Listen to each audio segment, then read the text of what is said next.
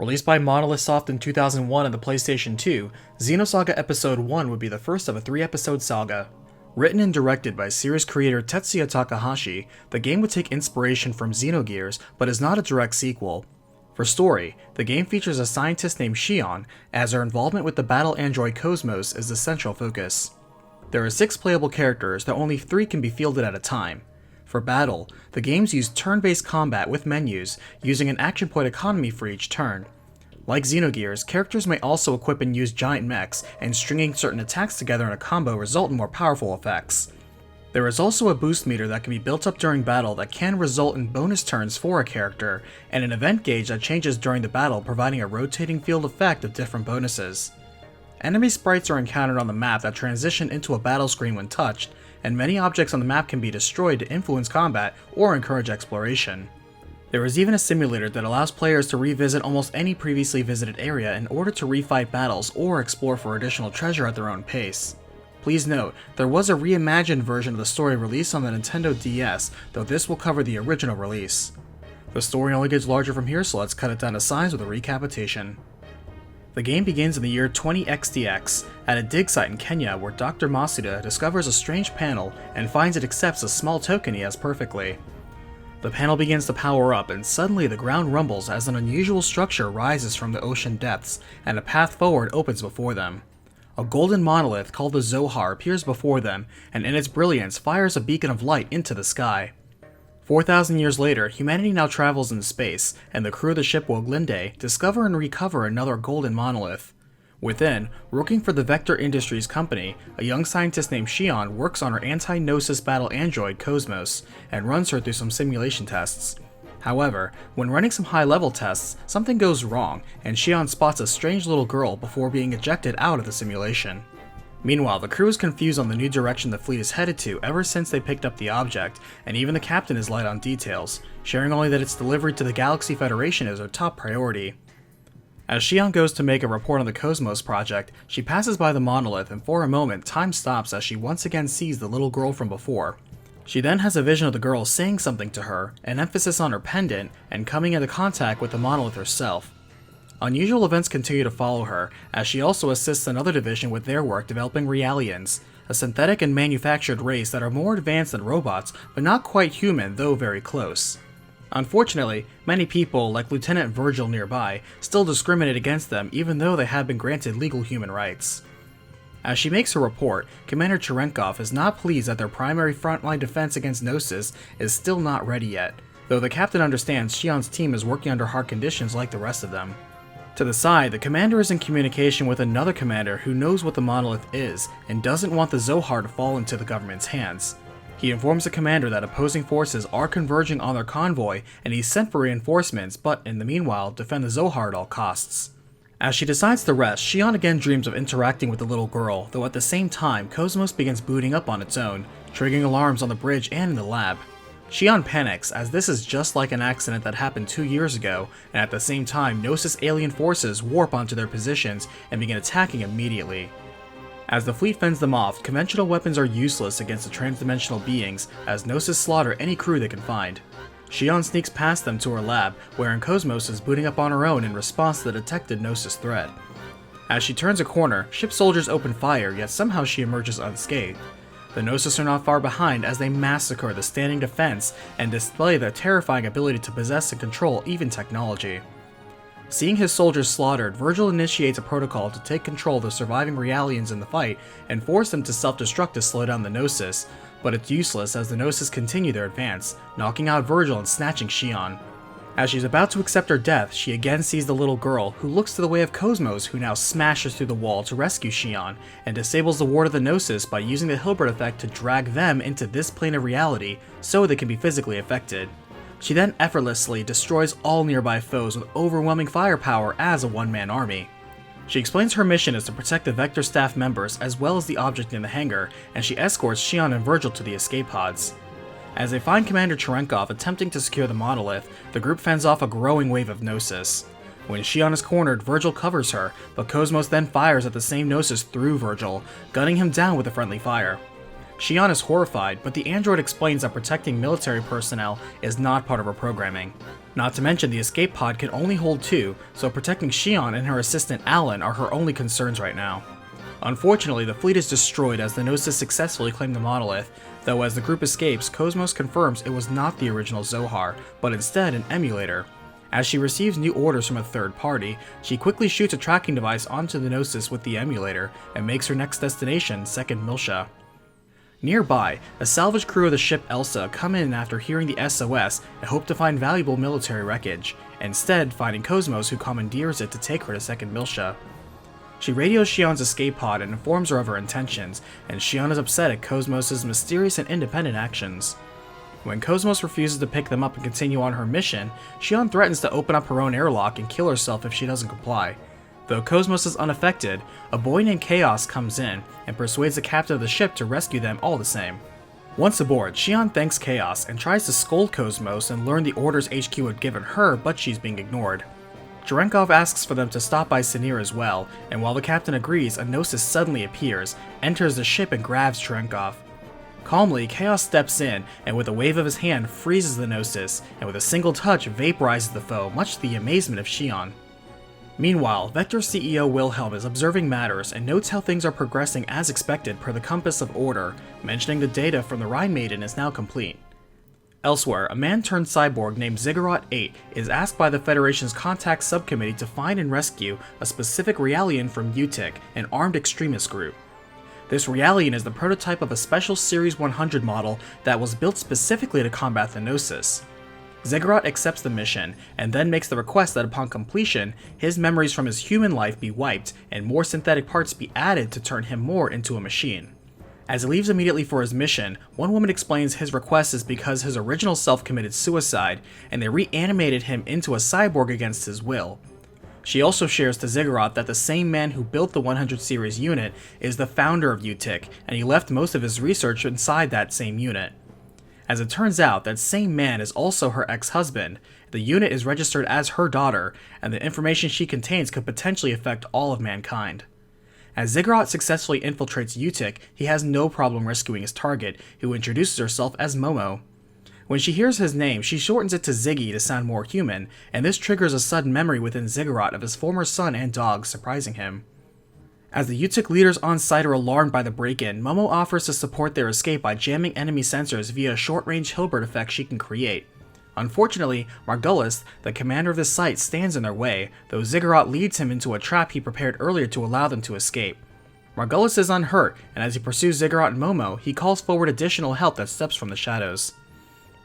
Back with Shion and the others, Cherenkov looks over Cosmos and reflects how he once was part of a UTIC raid to take over her facility during her development 2 years ago and activated her prematurely, resulting in the slaughter of many people in the room, including Shion's boyfriend Kevin, who was leading Cosmos' development at the time. He wonders if Cosmos is the same model as before and considers putting a bullet in her now, but struggles to find the conviction to do so. Back with the Federation, they confirm that Ziggurat was successful in his rescue and is now delivering Momo to Second Miltia for decoding. They are fairly sure within Momo lies the code to unlock a means to the sealed-off sector of Old Miltia, wherein the original Zohar is located. Meanwhile, Shion is furious that Vector's orders are to hand over Cosmos to another R&D division after they arrive at Second Miltia, and Cosmos receives additional equipment. She insists on determining the reason why Cosmos is acting autonomously in the manner she is before approving her for battle, and she surprisingly gets her way, though is warned not to have a repeat of the incident 2 years ago. At this time, Ziggurat is fending off his pursuers in a battle in hyperspace and has Momo send out a warning to the Elsa to leave hyperspace before they get caught up in the fight.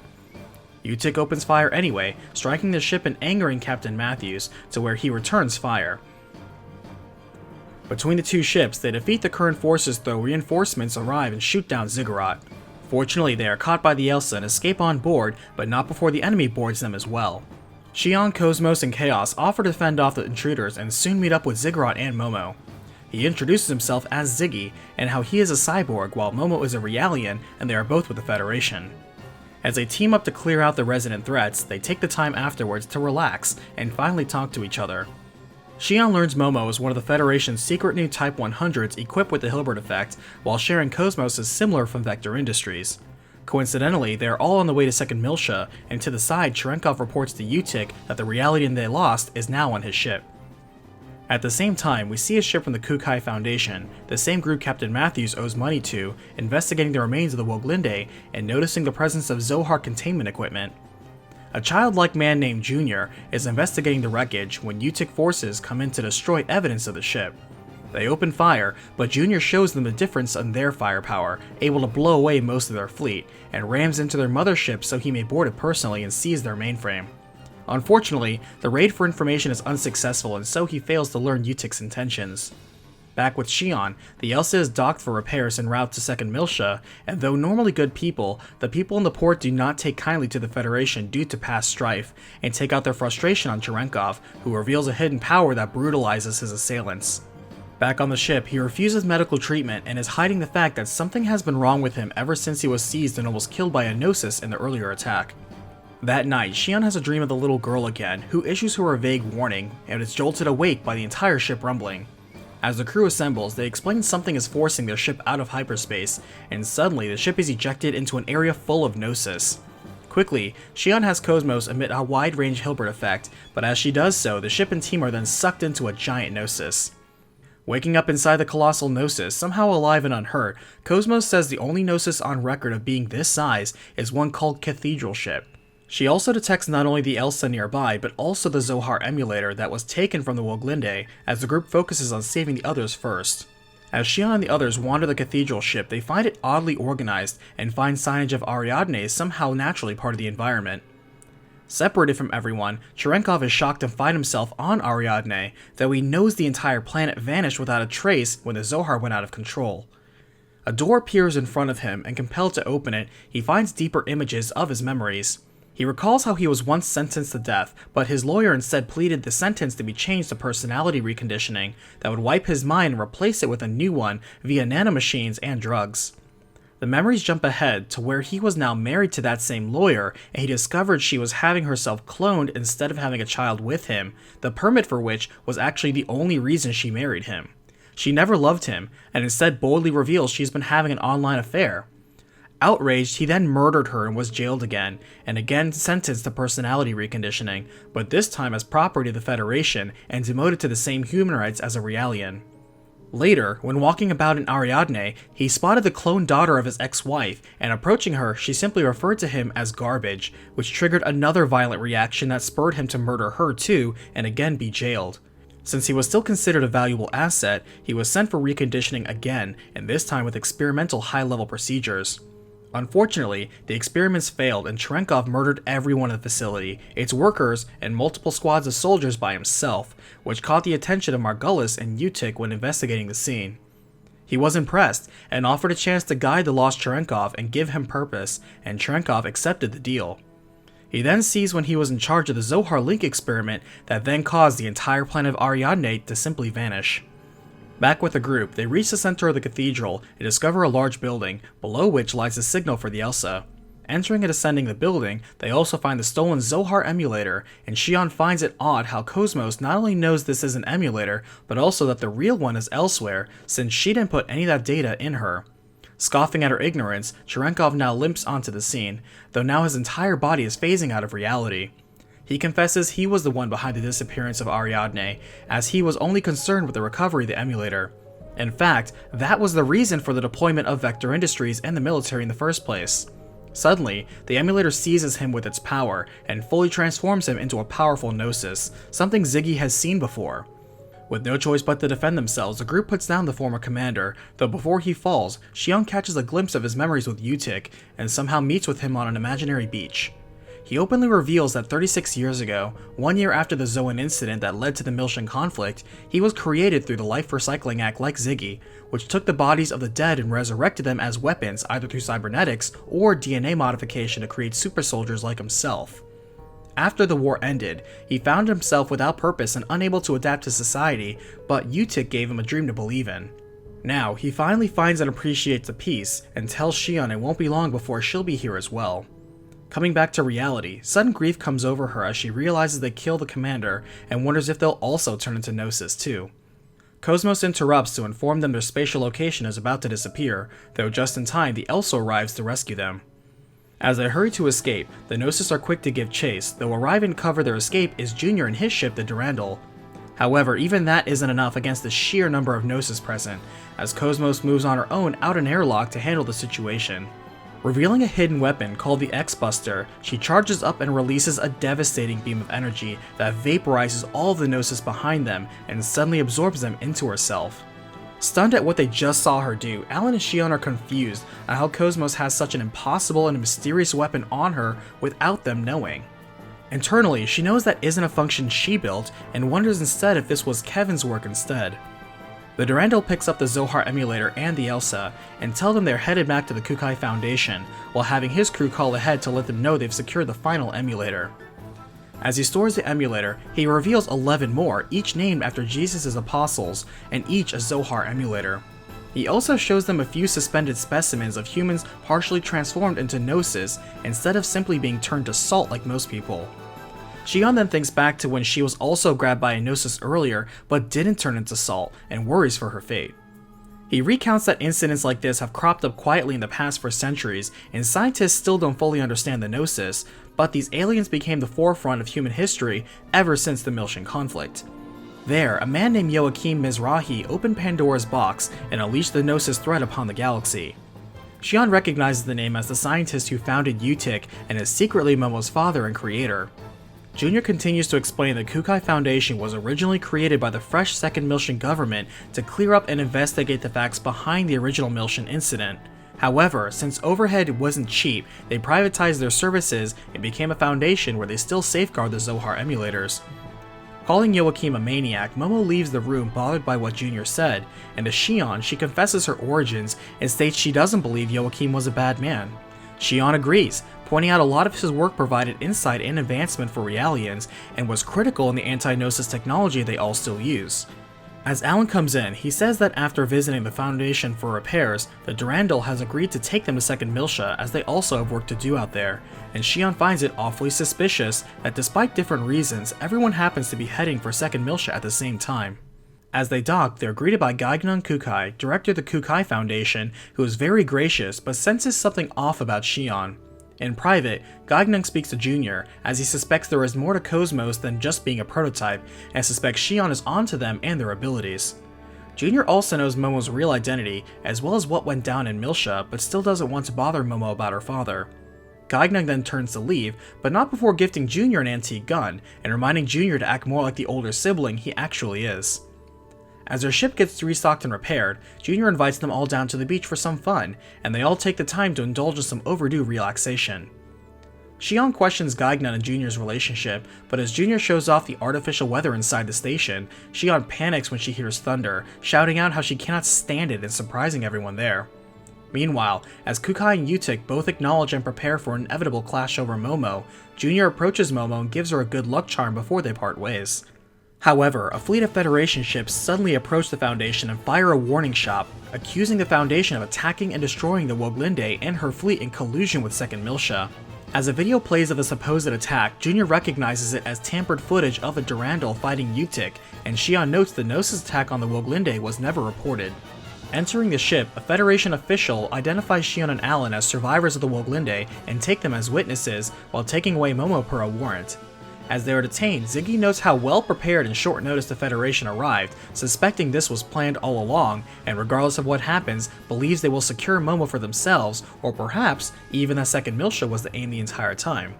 Chaos also openly wonders if there are not UTIC members within the subcommittee as well.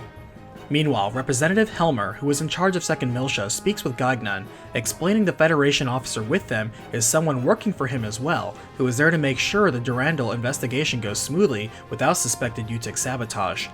Shortly, Wilhelm Vector calls Helmer and explains he will not only make a recommendation to the Parliament overseeing the trial, but also dispatch the Damarung, as he too suspects this is all a UTIC plot to seize the original Zohar in Miltia and wake up Udu. Back with the group, the officer now enters and explains she is Agent Lapis working for Helmer, and tells them that as things are now, Momo will be turned over to UTIC and the Second Miltian government will be stripped of its authority, so they need to find concrete evidence of their innocence fast. The black box on the Woglinde was recovered and tampered with to support the accusation of Durandal's attack, and unfortunately they don't have anything opposing that level of encryption that can debunk it. However, Shion realizes Cosmos does, as her recording system would not only be of the Gnosis attack, but also of a security level higher than the Woglinde, so it can overturn it. They seek to make a recording of the events virtually, but need to get to Cosmos, who has been detained elsewhere. The agent gives them access keys and allows them to knock her out, and as they escape, fight past Federation soldiers, they hurry to the Elsa to gather evidence. Upon attempting to dive into Cosmos' brain, Shion instead finds herself, alongside Alan and Chaos, back on old Miltia 14 years ago, where the little girl waits to speak with her, and Junior finds himself with Ziggy and Momo in the same time elsewhere. The girl introduces herself as Nephilim, an existence beyond her current form. She says this Miltia is from Cosmos' memory, but Shion says that cannot be true, because the original Cosmos was destroyed by her after the incident 2 years ago after she killed Kevin. Nephilim urges her to accept her memories of Miltia, starting with Cosmos, who waits for her within. At the same time, Junior recalls how he was an active URTV who was Unit 666 of the 669 humanoids created and sent to Miltia to destroy Udu. A mysterious song would cause Units 1 through 665 to go berserk, though Unit 669, Gaignan, resisted and sought after Junior, though another unit named Albedo would intercept him. Momo also sees Dr. Joachim in his final moments when he dies from an explosion in UTIC headquarters, which greatly disturbs her to witness firsthand. Not long after, they run into Shion and the others outside a church, puzzled at how they all got pulled into the dive together, though Alan points out it's not impossible. Chaos agrees, pointing out that most of the group was here in Miltia at this point in time, and thus perhaps why they all were gathered to this point. Within the church, they are met by a Realian named Fabronia, who shocks Shion as she knows her and knows she dies in a terrible manner. Nephilim says to follow her as they will all have to face themselves and accept great sadness, but such a step is necessary. In the room beyond, they enter a space from Shion's memories, a room from the acute neurosis treatment facility where her mother was hospitalized and father was killed. However, for Junior, he sees first Miltia again, and the URTV unit named Albedo going crazy because of a song. The rest of the party sees the two staggered, while a Gnosis forms before them they must defeat. After doing so, the group find themselves in a field Bernie explains is an illusion to bind two special Realians named Cecily and Kath, and thus control the Zohar. She asks Shion to release them not only for the sake of the future of Realians, but also humans, non-humans, and all living beings. She shows her a glimpse of a possible future, in which Cosmos in her ultimate form confronts a planet-engulfing energy, and their clash annihilates the galaxy. Nephilim explains that energy is the consciousness known as Udu, which was also the source of the space-time anomaly that engulfed old Miltia 14 years ago. She warns them Udu will awaken soon, and they are in a position to influence if that future comes to pass. Shion asks why them, and Nephilim replies that Shion is special, as she was touched by a Gnosis, yet remains unaffected, which will matter if she goes back to old Miltia. After this, they access the inner part of the virtual world of Cosmos and get what they need. Returning to Lapis with the evidence, the party waits to have their charges cleared from them, but everyone is still visibly shaken from what they saw in the simulation. Alan also reflects how this is the second time he's seen Shion cry, as she never shares her emotional burdens with anyone, and dearly wishes to be seen as more than just a subordinate to her. At the same time, Gaignan speaks with Helmer that while the Federation will leave due to the dropped charges, it's doubtful they will leave quietly without Momo, so to keep their guard up. UTIC, realizing their scheme has failed, now resorts to utilizing Albedo, who activates the Song of Nephilim, a space station that can generate a unique psychic wavelength. Special psychics like Chaos, Junior, and Gaignan hear it and can't believe the nightmarish song is being played again. One side effect of the song is attraction of Gnosis, which now suddenly start pouring in and overwhelming the Federation and Foundation. Shion has Cosmos quickly activate the Hilbert effect to slow the Gnosis from entering the station, but as she is reminded of the potential future Cosmos is involved in, she dismisses such thoughts and focuses on the here and now. As they hurry to help with the rescue and evacuation of civilians onto the Durandal by fighting Gnosis in the streets, outside, Albedo is closing in with his own custom mech, destroying any Federation or Gnosis in his path. The party leaves Momo alone for a moment to treat the wounded, but when they check back, she's suddenly missing. As Momo comes to from being knocked out, she's in the clutches of Albedo who kidnapped her. She sees a fellow Model 100, and from it gains memories of her father from when she was being grown, and as her father envisioned Momo to be a replacement for his dead daughter Sakura. At the same time, as the group tries to find the source of the song attracting the Gnosis, Shion states she can also faintly hear it, which disturbs both Junior and his brother. With Momo, she soon enters a room full of dead and mutilated Type 100 Realians. Sitting above the corpses is Albedo, who rips apart another one in front of her. He takes out a knife and holds it close to her throat, while openly despising how weak and deluded humanity is. He remarks how more superior they are, and to prove it, saws off his arm in front of her and regenerates it just as quickly. He then tears even his own head off and drops it before her, crushing it underfoot as he senses she is thinking of Rubido, the person they call Junior, at this very moment. He quickly regrows a new head, and overcome by the shock of it all, Momo passes out. Outside, the Federation is considering firing upon the Foundation to cease the Gnosis threat, but right before one ship gets an itchy trigger finger, the Damarung from Vector arrives and wastes no time in vaporizing the Gnosis effortlessly with its new weapon, the Rhine Maiden. They send over a new weapon to equip onto Cosmos, but Xion warns the scope of this weapon can wipe out even a star, but Cosmos claims she can safely regulate it to where it won't annihilate the Foundation, and Fleet too. Junior insists they move quickly, as he confirms this is the Song of Nephilim, which was also created by Joachim. He explains it was this song that essentially destroyed Miltia and summoned the Gnosis, so they need to stop it before things go out of control. As Cosmos prepares the new weapon, which morphs into a massive phase transfer cannon, they get a lock on their target and fire, revealing the Song of Nephilim station. As Albedo notes he's out of time, he takes the unconscious Momo and begins scanning her memories and forcibly extracting the data Utic needs. Junior senses Momo calling out for him, and their scanners confirm she's inside, but he also senses Albedo there as well. Gagnon reveals Momo is where Joachim stored his research data, and Albedo and Utic want that information. Their objective to rescue Momo clear, they borrow the Elsa in order to board the Song of Nephilim. As they navigate the treacherous battlefield, Xion notes the top of the song is indeed identical to something she saw back with her hospitalized mother on Miltia. They soon find Momo discarded to the side, but non-responsive, and Junior realizes Albedo stripped her of her memories as well. Seething with anger, he vows revenge not only for himself now, though when they catch up, they see the real Momo is with Albedo, and the one with him is a malicious fake. As Albedo continues to torture Momo, Junior blows away the fake and shoots off Albedo's arm, who simply laughs in return as he quickly regrows it back. Junior spits at him how he's been contaminated by Udu, and Albedo states he was actually exposed to his true power instead, as he regrows another arm and head blown off by Junior. Xion and the others are confused at how Albedo is accomplishing this, and Chaos explains he's a URTV like Junior, which were lifeforms created for the specific purpose of eradicating Udu with their unique powers. As Albedo teases he's about to reach the deepest data within Momo, Junior yells out in defiance, and just as Albedo catches a glimpse of Joachim's data and files, he's thrown back by Junior's powers.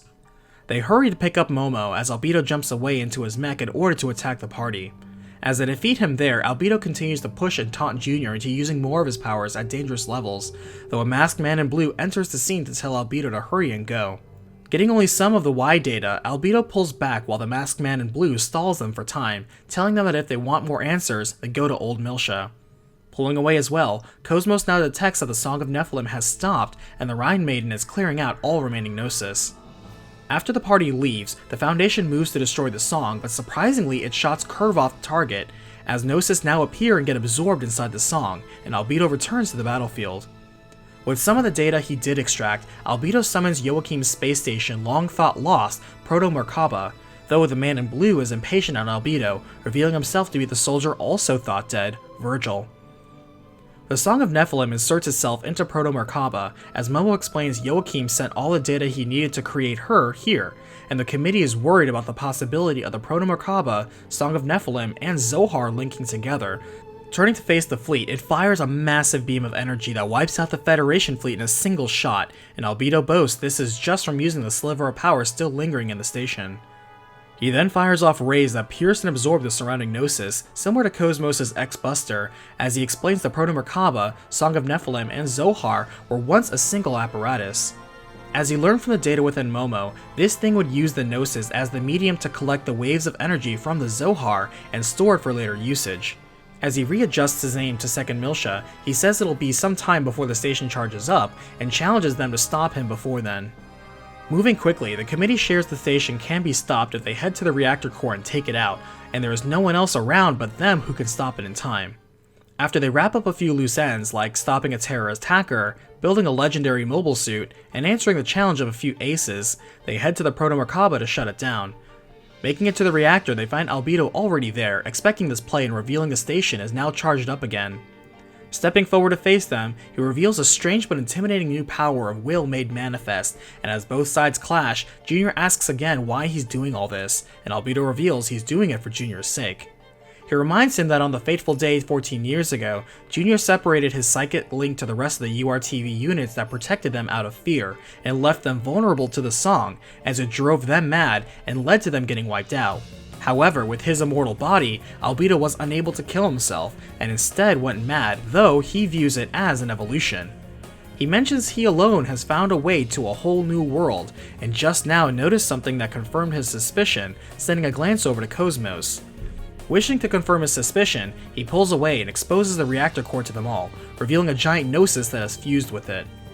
Wishing Junior, his twin brother, a farewell for now, he makes his escape, though before the group can give chase, they have to deal with a new threat before them. Banding together to defeat the colossal threat, they destroy the abomination and hurry to escape out of its impending blast radius. As they flee, Cosmos detects the station is now moving and is descending onto a collision course towards 2nd Miltia. Cosmos mentions that if they detach sections of the station now, they will burn up during re-entry, saving the capital. However, Momo points out they can only do so from the control room, so someone has to stay behind, and again, Cosmos volunteers, pointing out that only she can do this and escape away in time. Reluctantly choosing to trust her on this, Shion and the others hurry back to the Elsa, as Cosmos begins the self-destruct sequence. Waiting on the ship, they soon have no time left to wait and are forced to pull away, despite Shion's protest, but a voice within Shion now tells her to look within her heart, and doing so, Shion sees Cosmos' precise location nearby. Catching her right before the facility explodes around them, they hold on and escape just in time. Hurrying to dodge the debris while fleeing at top speed, the Elsa is still coming out too steep for re-entry, and their shielding is failing. As Chaos waits below, reflecting on what Nephilim asked him, Cosmos passes by him, curiously telling him to relinquish his pain unto her. She then dives outside and tells him to correct their angle while she shields them for a small window, ascending into a new form that protects them all as the party survives the perilous trip to 2nd Miltia. As the game ends, Cosmos stands alive and victorious on top of the Elsa, much to the relief of Shion and others, though this action has awakened the attention of others elsewhere. At the same time, Gagnon speaks with Helmer, aware that Utic must already be on Miltia, and even Albedo is being drawn into all this. Wilhelm and Vector is also monitoring events still, and is fine with Albedo escaping, as he is the only one who could open the door to Abel's Ark. As the group celebrates their win, Cosmos confirms their mission to reach 2nd Miltia as complete, as the game leads to the next installment. Xenosaga Episode I has enjoyed the success of selling over 1.75 million copies worldwide.